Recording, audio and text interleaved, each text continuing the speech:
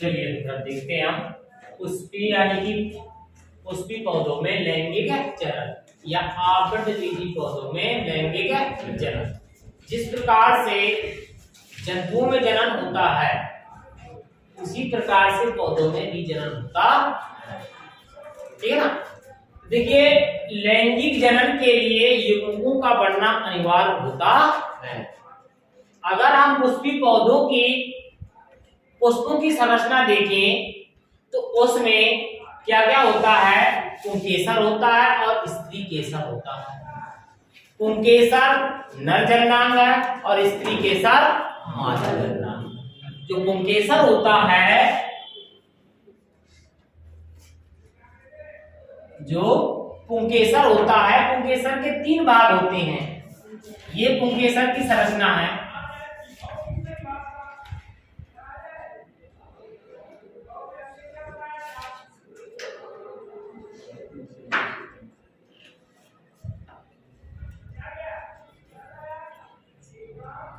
ये हो गया पुंकेसर, ठीक। इसे हम कहते हैं परागकोश और इसे कहते हैं उतंत्र, फिलामेंट, एंथर। और इसके अंदर भरे होते हैं क्या, परागकण। और जहां पर ये जुड़ा होता है उसे कहते हैं कनेक्टिव अर्थात योजी। तो इसके 3 भाग होते हैं। तो परागकण जो होता है वो नर युग्मक होता है। परागकण क्या है, नर युग्मक है। परागकण को नर युग्मक कहते हैं, ठीक। जब परिपक्व परागकोश हो जाता है तो इससे परागकण निकलते हैं। किस भाग से, इस भाग से निकलते, ठीक। अगर हम परागकण की संरचना देखें तो परागकण की संरचना बहुत ही सरल होती है, लगभग राउंड शेप का होता है, आकार का होता है, ठीक है ना। और 2 भित्तियों से घिरा होता है इस प्रकार से। कौन, पराग। इसके अंदर 2 कोशिकाएं होती हैं, एक छोटी और एक बड़ी। जो बड़ी होती है उसे काय कोशिका कहते हैं और इसे जनन केंद्र कहते हैं। ये जनन कोशिका कहते हैं, ठीक। और जो ये गहरे रंग का दिख रहा है बाहर वाला भाग हमारा नुकीला सा, इसे हम कहते हैं बाह्य चोर। क्या कहते हैं, बाह्य चोर, एक्साइन, एक्साइन। और जो अंदर वाला भाग है ये वाला, इसे कहते हैं एंटाइन अर्थात अंतःचोर। और जिस भाग पे, जिस स्थान से पतला होता है बाह्य चोर, बाह्य चोर जहां पर पतला होता है वहां पर होते हैं जनन क्षेत्र, जर्म। क्या होता है, जर्म। ये हो गया जर्म। ये किसका है, परागकण की संरचना, ठीक। जब परागकण यहां से मुक्त होकर है, जब परागकण यहां से मुक्त होकर कहां पहुंचते हैं, स्त्री केसर में। कहां पे, स्त्री केसर के वर्तिकाग्र के भाग में, यानी कि वर्तिकाग्र पर। तो परागकोश से परागकण निकलकर मादा पुष्प के स्त्री केसर के वर्तिकाग्र तक पहुंचने की क्रिया को परागण कहते हैं। क्या कहते हैं, परागण। कितना सरल शब्द है, परागण, ठीक। परागकणों का कहां पहुंचना, स्त्री केसर के वर्तिकाग्र तक पहुंचने की क्रिया को परागण कहते हैं। अब हम स्त्री केसर को देखते हैं।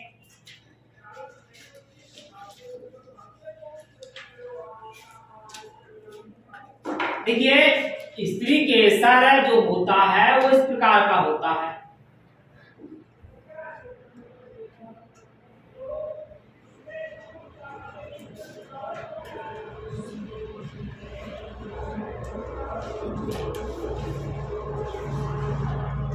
इस प्रकार इसका जो सबसे ऊपरी भाग है थोड़ा सा चौड़ा है, बाकी सकरा हुआ नली का समान।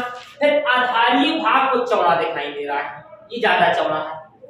तो जो सबसे ऊपर है ये वाला भाग, इसे हम कहते हैं वर्तिकाग्र। क्या कहते हैं? वर्तिका। और जो ये वाला भाग इसे कहते हैं वर्तिका। क्या कहते हैं? वर्तिका। और जो निचला भाग है इसे क्या कहते हैं? अंडाशय। हो गया, तीनों भाग हो गए इसके। इस अंडाशय वाले भाग में बीजांड होता, क्या होता है? बीजांड होता है। ठीक,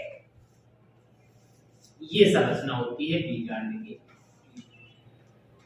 ऐसी कुछ संरचना होती है बीजांड की। ठीक है ना? यहां पर अब ये वाले परागकण इससे जो मुक्त होंगे, ये परागकण जब इस वाले भाग में आते हैं, यहां से निकले परागकण और इस वाले भाग तक आने की क्रिया को क्या कहेंगे? परागण। क्या नाम दे दिया हमने? परागण दे दिया। अब परागकण यहां से निकलकर यहां पर तो पहुंच गए, यहां से निकलकर यहां पर पहुंच गए स्त्री केसर के वर्तिकाग्र में भाग में। अब होता है परागकणों का अंकुरण। क्या होता है? परागकणों का अंकुरण। एक बात और ध्यान देना, जब परागकण यहां पर होता है, परिपक्व होता है, इस प्रकार की संरचना का होता है, इस प्रकार की संरचना का, यानी कि एक कायक केंद्रक होता है और एक जन केंद्रक होता है। इसे हम परिपक्व परागकण कहते हैं। ठीक है ना? ये इस अवस्था से ही यहां से मुक्त होता है, इस अवस्था से ही यहां से मुक्त होता है। अब यहां से निकलने के पश्चात परागकण जब यहां पर पहुंचेगा, इस वाले भाग में, कहां पहुंच गया? इस वाले भाग में पहुंच गया ना। जब परागकण इस वाले भाग में पहुंचता है, इस वाले भाग से कार्बोशर्करा स्रावित होते हैं, जिसके कारण ये चिपक जाते हैं, चिपक गए और शर्करा को अवशोषित करते हैं। इसको शर्करा को अवशोषित करते हैं। और आपको हमने ये भी बताया कि परागकण की जो संरचना थी इस प्रकार की थी, इस प्रकार की थी ये परागकण की संरचना। ठीक है ना? तो यहाँ पर एक्साइड और इंटाइन, बाह्यचोल और अंतःचोल, जब ये एब्जॉर्ब करता है यहाँ की शर्करा को और जल को एब्जॉर्ब करेगा, यानी कि अवशोषित करेगा, तो इसका ये बाहर वाला भाग यानी कि बाह्यचोल, एक्साइड में कोई परिवर्तन नहीं होता है, इसमें नहीं परिवर्तन होता। इस वाले भाग में बाह्यचोल में कोई परिवर्तन नहीं होता, लेकिन अंतःचोल में वृद्धि होती है। इस वाले भाग में वृद्धि होगी, इसका जीव द्रव्य बढ़ेगा। ठीक, एक निश्चित सीमा तक तो बढ़ेगा, एक निश्चित सीमा तक बढ़ेगा। इसके पश्चात क्या होता है कि बाह्य अंतःचोल बाह्यचोल को फाड़कर इस नलिका के रूप में बाहर निकल आता। नलिका के रूप में बाहर निकला नहीं निकला, ये दिखा दिया, स्पष्ट दिखाई देता है, ये निकली इस प्रकार। इसे हम कहते हैं पराग नलिका। क्या नाम दे दिया इसका? पराग नलिका दे दिया नाम। क्या नाम दे दिया? पराग नलिका। कहां से निकला है? इसको फाड़ के बाहर निकला होगा। अब ये जो केंद्रक था और एक कायक कोशिका थी और जनन कोशिका थी, इसकी जो कायक कोशिका थी और जनन कोशिका थी, तो कायक कोशिका इसके आगे रहेगी और जनन कोशिका इसके पीछे रहेगी। इसके इस नलिका पर इसे हम कहेंगे कायक कोशिका।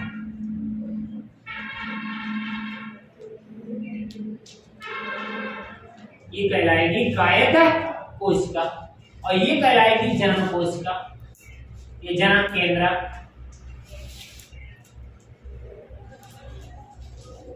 ठीक, अब देखो ये कायक कोशिका आगे आगे चलेगी और ये इसके पीछे। अभी तक इस कोशिका का कार्य निर्धारित नहीं हुआ है। कौन सी कोशिका का? कायक कोशिका का। ये भी माना जाता है कि ये एक मार्ग को तैयार करती है, ये भी माना जाता है इसको पोषण भी प्रदान करती है। तो एक निश्चित कार्य इसका तय नहीं हुआ है अभी तक। ठीक है, किसका? इसका। अब ये इसको मार्ग दे रही हो या पोषण दे रही हो, जाते जाते यहां से निकलेगी, इधर से नलिका, इस प्रकार से निकलेगी, ठीक। और यहां से निकलकर इस वाले भाग तक, यहां से निकली है नलिका इधर से,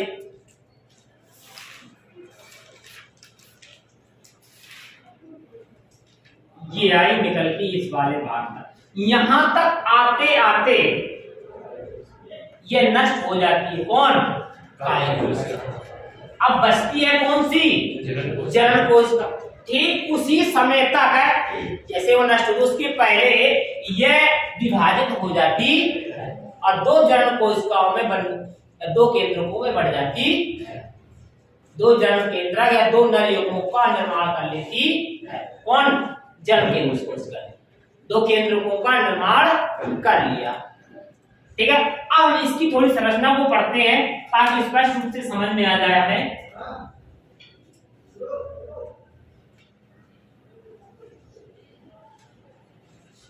अब हमने इस भ्रूण कोश को बाहर निकाल लिया, इस भ्रूण कोश को हमने निकाल लिया या पूरा बीजांड को निकाल लिया, ठीक। ये है आपका बीजांड।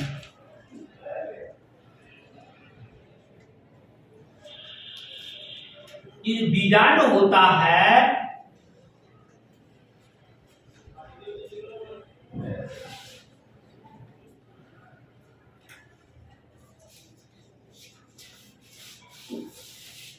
ये इस प्रकार की संरचना होती है, ठीक है ना। इसकी संरचना इस प्रकार की होती है। ये चारों ओर से जो घिरा हुआ है इसे हम कहते हैं अध्यावरण। क्या कहते हैं? अध्यावरण कहलाता है। और इसके अंदर जो ये वाला भाग है, ये वाला, इसे कहते हैं भ्रूण कोश। क्या कहते हैं? भ्रूण कोश।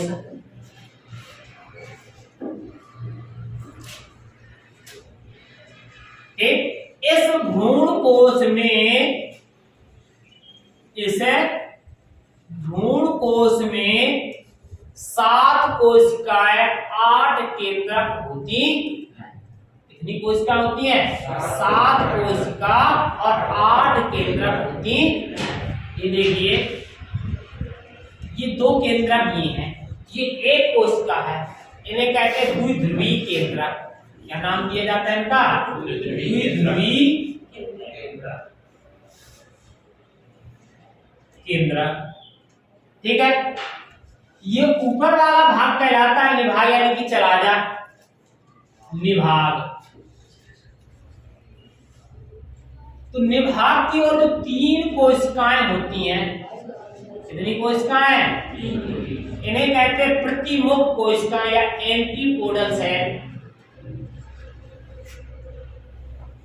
प्रतिमुख कोशिकाएं,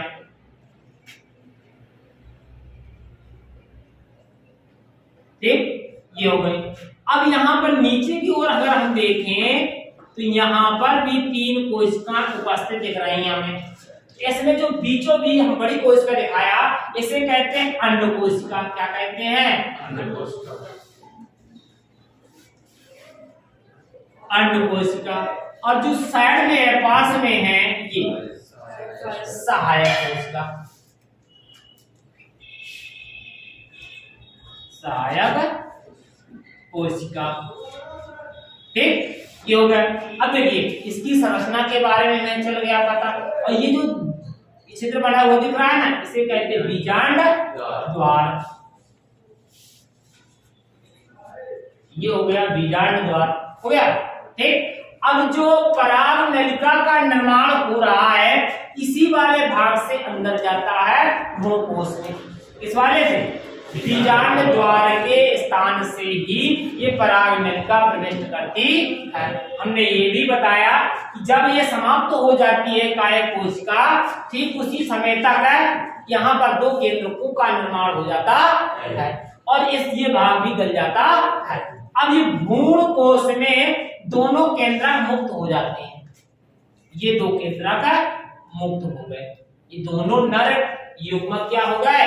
मुक्त हो गए। एक ये हो गया और एक ये हो गया, दोनों नर युग्मक क्या हो गए? मुक्त हो। इनमें से ये नर युग्मक, ये वाला, इससे मिल जाएगा। या कोई भी मान लीजिए, ये जरूरी नहीं है कि एक ही है, एक दोनों एक ही है, एक नर युग्मक इसके साथ संयुग्मित होगा, निषेचन करेगा। जो अंड कोशिका के साथ मिलता है, जो नर युग्मक अंड कोशिका के साथ मिलता है, उससे जाइगोट बनता है। क्या बनता है? द्विगुणित जाइगोट। जो इससे मिलेगा उससे बन जाएगा द्विगुणित टू एंड जाइगोट।